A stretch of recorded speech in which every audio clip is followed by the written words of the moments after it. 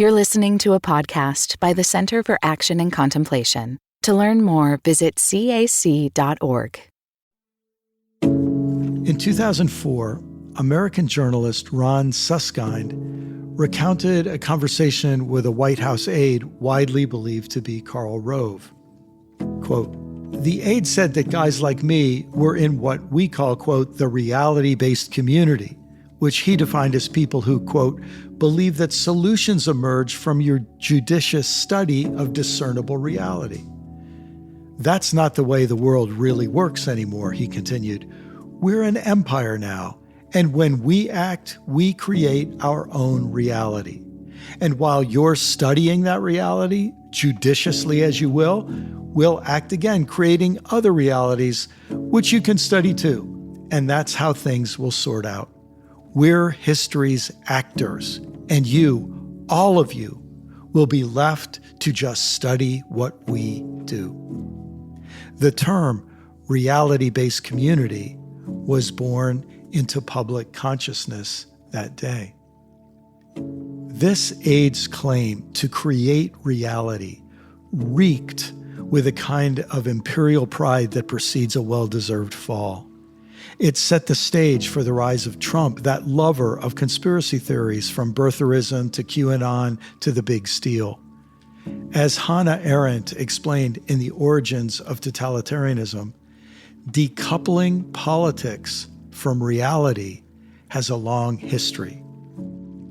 She wrote, "Before mass leaders seize the power to fit reality to their lies, their propaganda is marked by its extreme contempt for facts as such. For in their opinion, fact depends entirely on the power of the man who can fabricate it." No wonder Dr. Timothy Snyder said, "Post-truth is pre-fascism." And no wonder sage author and religious educator David Dark said, "Sin is active flight from a lived realization of available data." Christianity, especially since Galileo and Darwin, has had an uncomfortable relationship with available data.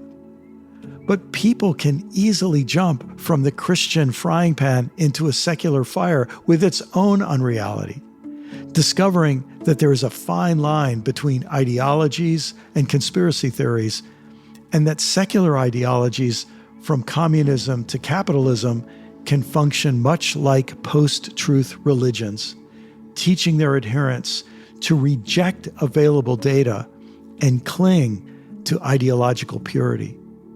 So whether we stay Christian or not, we need to aspire to be part of the reality-based community as we move forward.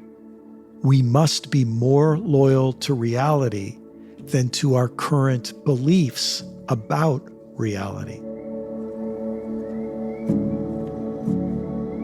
The topic of this session is staying loyal to reality, and I began by telling Brian a time I heard the Dalai Lama say that if science ever contradicted Buddhist teachings on reality, the teachings would change. That kind of loyalty to reality is something I, as Christian, can only envy. So Brian asked me to start with that, and I just did. It's striking, isn't it? Like, in one sense, you hear that and you think, well, of course, isn't that how all of us should be? But yet, for Christianity's relationship with science has not been so smooth, has it? No, and in the case of the Dalai Lama, what's interesting, since I live in Atlanta, where Emory University has made him distinguished professor, is that he sends lamas over from Dharamsala to study science, and Emory sends delegations to Dharamsala to learn about spirituality and Buddhist teaching. So I love it. That's an exchange program. So I love that quote from the Dalai Lama. And the place that takes me is that there is this sense that he is conveying that our loyalty isn't to what we've said in the past. Our loyalty is to the best available data that we have. If we embrace that best available data that we have, and even better data and more data comes up later, we'll change that thinking again. of course, that's what we, are pointing toward when we talk about the scientific method. It also seems to me that this is a theme that is there in the Bible, oriented around that word wisdom and all of those passages in Proverbs and James and elsewhere that contrast being wise and being a fool. And this humility to say, oh, well, that's the way I used to see it, but now I've got more available data. Of course I should change my way of thinking. In one sense, you just think, why would that be controversial? But it sure is in a lot of settings. I was just talking to Jen Hatmaker, and we were talking about prayer and the ways we pray differently than we once did. And she found that such a freedom because she'd been taught that prayers had to stay the same through life, or that meant your faith had shifted in precarious ways. So the whole idea of faith on the move that takes the wholeness of revelation into account, whether it's revelations to the telescope that's now in the furthest reaches of outer space, or the new revelations in how we read old texts. That freshness is built into traditions, staying living traditions instead of dead ones. It really comes to the fore when we talk about what we mean by the word God. Obviously, people use the word God in all kinds of different ways and often never really stop to say, hold it, when I just said God, what did I mean by that? And it's one of the reasons, Barbara, I've always really loved your book, The Luminous Web. And I quote it in Do I Stay Christian? But this sense that people in 400 BC or 800 BC or 1200 BC, whose voices we have in the Hebrew scriptures, they were given permission to use the language and imagery of their world to try to describe this holy mystery. And that we are not allowed to, in a sense, we show that we're faithful by perpetuating their language and imagery and aren't allowed to say, well, hold it. Wouldn't a better compliment to our ancestors in the faith be to do in our time what they did in their time? And that would allow us to change our thinking about God. This idea of being loyal to reality is a really, really big deal now because of our politics. And what we realize is part of human psychology that we've underestimated is the desire to be part of a group. And we're willing to let things slide or even say that we believe things because group membership requires it. To get the privileges of membership, we have to pay the premium of saying what the group says. And learning how to break with our group in the interest of truth, it's touchy. I think it's why many people think I need to make a break with the Christian religion. I just can't keep saying what they've always said. Others of us find a way to say, well, no, actually, people have changed their minds about a lot of things in our history as a faith. And so we want to carry on that tradition. You have any thoughts on how we keep a tradition living and flexible so that it can stay loyal to reality? Well, see, I almost see that as chicken and egg. Because if I stay loyal to reality, then my beliefs about reality are exposed and limited and evoked and jostled around so that it's almost a circle.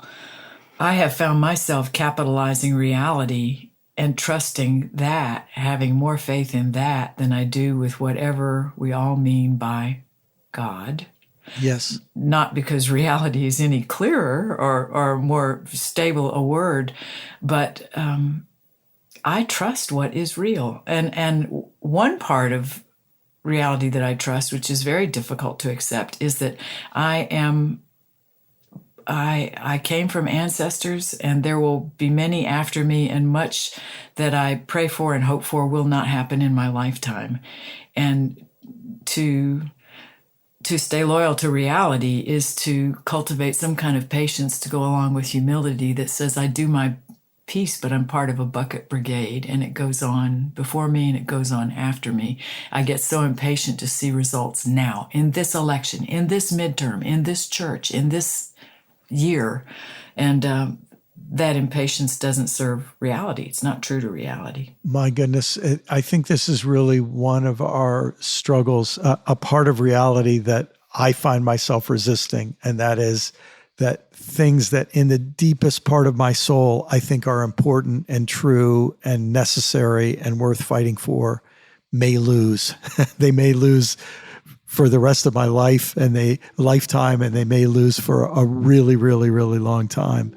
Being able to hold that possibility that things I care about so much will very likely lose is part of being loyal. That's a reality I have to learn to be loyal to. And I don't like it. But I think I need it. Mm-hmm. Mm-hmm. Something I say in the chapter, that loyalty to reality doesn't feel like certainty. It feels more like humility. It feels more like awe, wonder, curiosity, patient attentiveness.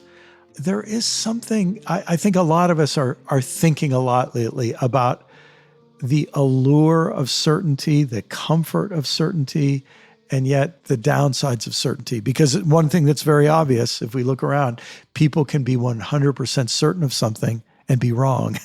And they can be uncertain, and yet, reality is going to be what it's going to be, with or without our certainty. Because it's collective, right? Reality is not only intergenerationally collective and chronologically collective, but humanly collective, culturally collective. And so much of certainty gets staked out in order to form identity, yeah? So that maybe can be a both instead of an either or. We do work on individual identity, and where, I can do no other, here I stand. But the collective identity is where, for me, a lot of the humility comes from, is if I accept being in community with people and imagine that I am as difficult for many of them as they are for me, and that there are what the Buddhists call precious teachers among us all, the teachers we would least choose are the ones we probably have the most to learn from, then that's a good balance for me to hang on to while I stay loyal to reality, not just mine, but ours, human. Yes. So you're describing, I think, an experience that so many of us have, and it is, I want to be loyal to reality, and I want to be loyal to my family or my religious community or my nation or whatever. I want to be loyal to my people around me, my tribe or herd or clan or whatever. But what happens when there's tension, where I feel my group is out of sync with reality? And I think some of us are tempted to then just say, then I will sacrifice loyalty to my neighbor for loyalty to my understanding of reality. Man, it's a much harder thing to try to stay loyal to my neighbor and to reality. Indeed, yeah. I'm thinking of broken families right now. I can name them, the families that don't eat well together anymore because the realities they're being loyal to are so different, so far apart. And then comes the challenge of saying, and that is a reality. In other words, that heightened rejection reaction, that's part of reality. And here's where our wishes get in the way. I wish it weren't true, so I don't want to admit it's true. But then comes this need to just say, no, that's there too. That opposition is there too. And how now can I widen my aperture? How can I learn how to see those uncomfortable truths that I wish weren't true? It reminds me of something Father Richard often says, that contemplation is opening ourselves to all the reality we can bear. That's a pretty Buddhist statement, isn't it, in some ways? Yeah, and maybe transcends, even the Buddhist Christian wisdom traditions. It is something we have in common, but it may be human wisdom there. We're not talking about death, but I do think death is in here somewhere. I mean, we're living through death of beliefs about reality, about churches, about eternal truths that were going to last forever. And even some of us, ideas of what happens when this life is over. I've been very surprised at how many conversations I've had lately with clergy and lay people, high and low, about death. And I wonder sometimes if climate change, I'm really perhaps deepening this too much for a 20-minute conversation, but I wonder how much death of the planet has sobered people up to other kinds. So staying loyal to a reality that's not only always changing, but is always dying and coming back in some way or another. And now all of a sudden, as a people, we're looking at a question about the planet that's pretty big. Pretty big.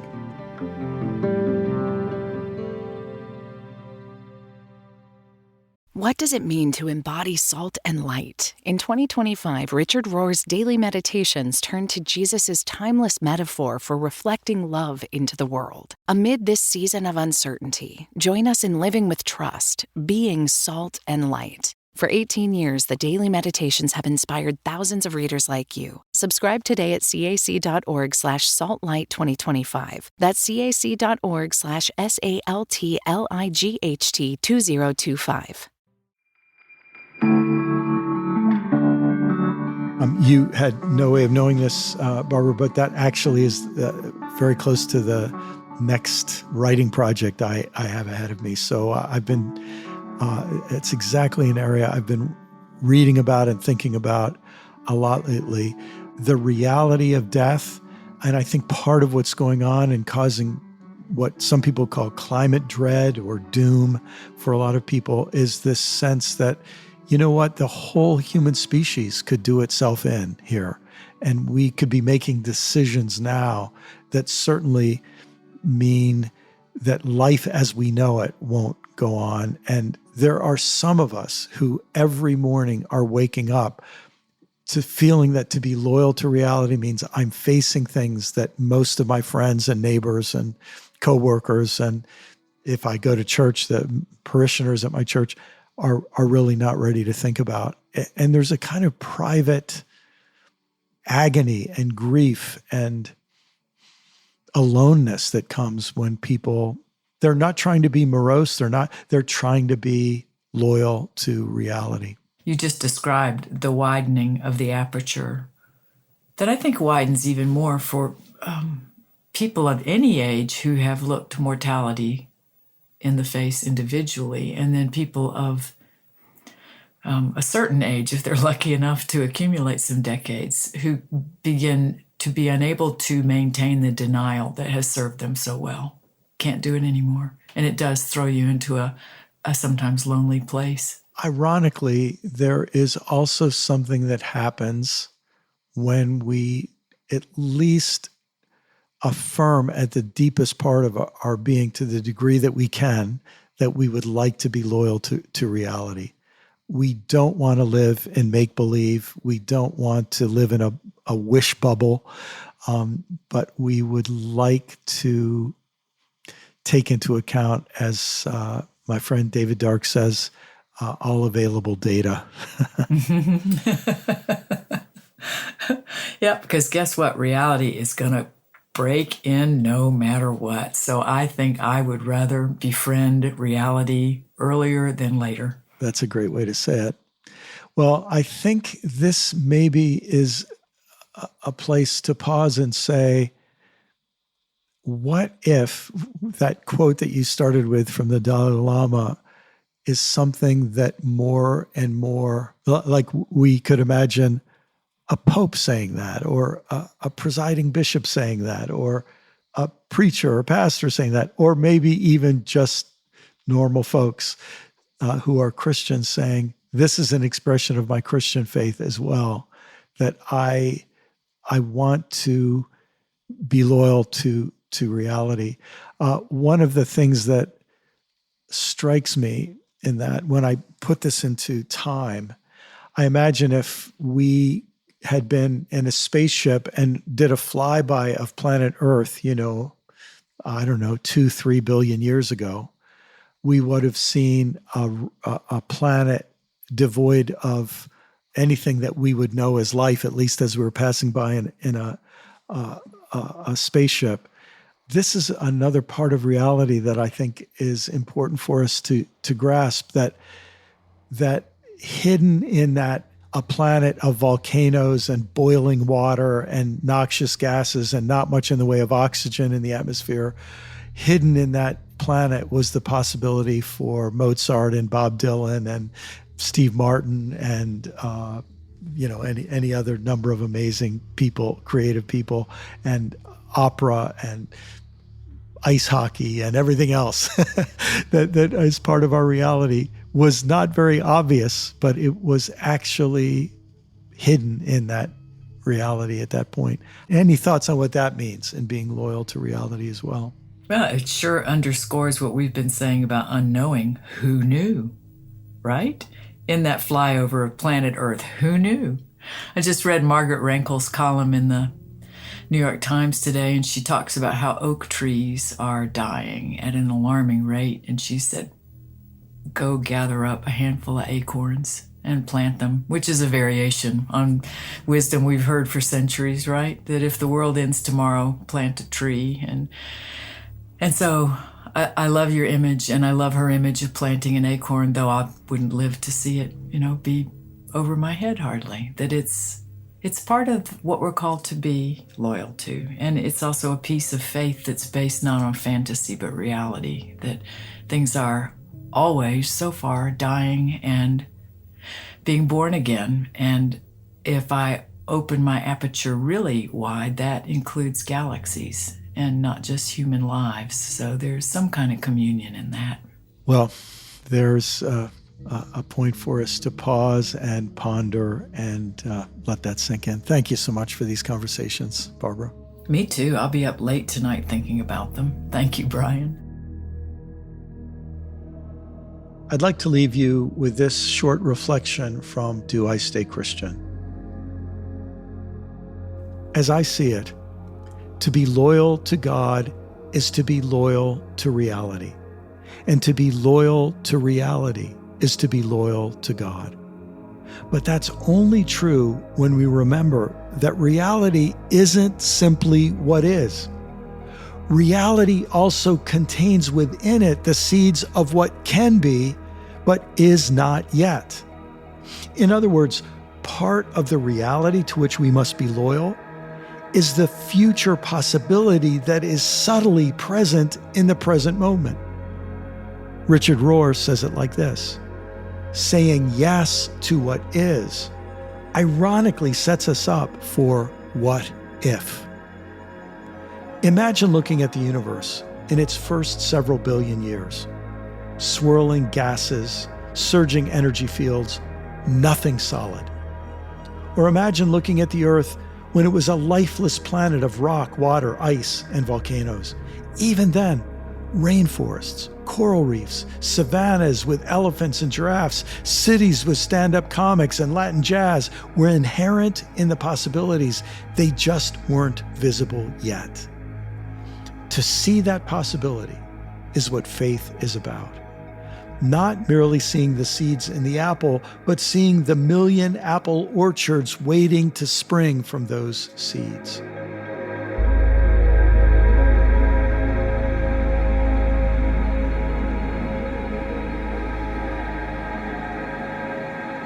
If this episode has raised questions for you, we'll devote a final episode in this season to responding to listener questions. You'll find information in the show notes and how to leave a recorded or written question, and I look forward to responding. Thanks to the Center for Action and Contemplation for all of your support for this podcast. Thanks especially to our wonderful producer, Corey Wayne, and all of his artistry and support. And a special thanks to each of you for listening, for your attention, for your care, for your interest in learning how to see. And if you found this series helpful, I hope you'll share it with someone you know and love. Do you feel called to walk a more contemplative path? The Center for Action and Contemplation is an educational nonprofit supporting the journey of inner transformation. Our programs and resources will help grow your consciousness, deepen your prayer practice, and strengthen your compassionate engagement with the world. Learn more about our resources, such as publications, podcasts, email series, and events at www.cac.org.